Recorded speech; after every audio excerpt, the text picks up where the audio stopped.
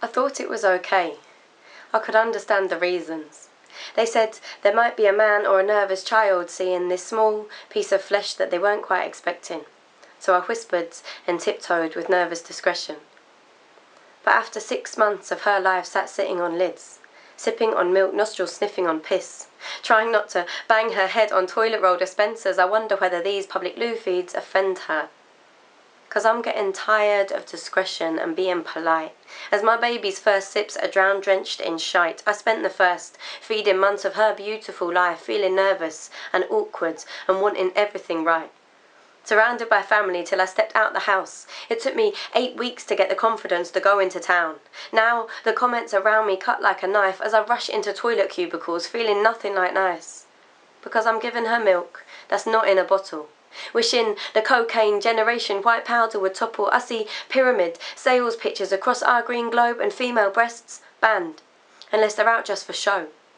And the more I go out, the more I can't stand it. I walk into town, feel I'm surrounded by bandits, 'cause in this country of billboards covered in tits and family newsagent magazines full of it. WH Smith top shelves out for men, why don't you complain about them then? In this country of billboards covered in tits and family newsagent magazines full of it. WH Smith top shelves out for men, I'm getting embarrassed in case a small flash of flesh might offend. And I'm not trying to parade it. I don't want to make a show. But when I'm told I'd be better just staying at home, and when another friend I know is thrown off a bus and another mother told to get out of a pub, even my grandma said maybe I was sexing it up.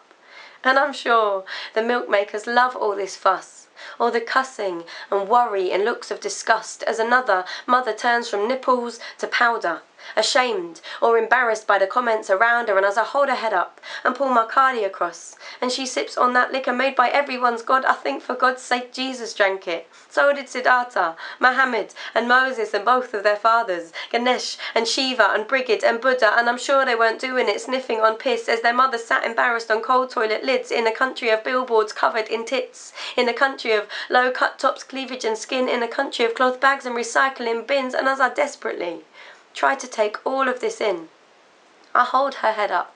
I can't get my head round the anger towards us and not to the sound of lorries offloading formula milk into countries where water runs dripping in filth, in towns where breasts are oases of life, now dried up in 2-for-1 offers, enticed by labels and logos and gold standard rights claiming breast milk is healthier, powdered and white, packaged and branded and sold at a price so that nothing is free in this money-fueled life, which is fine if you need it or prefer to use bottles, where water is clean and bacteria boiled.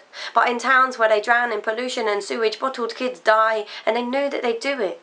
In towns where pennies are savoured like sweets, we're now paying for one thing that's always been free. In towns empty of hospital beds, babies die, diarrhoea fueled that breast milk would end, so no more will I sit on these cold toilet lids, no matter how embarrassed I feel as she sips. 'Cause in this country of billboards covered in tits, I think we should try to get used to this.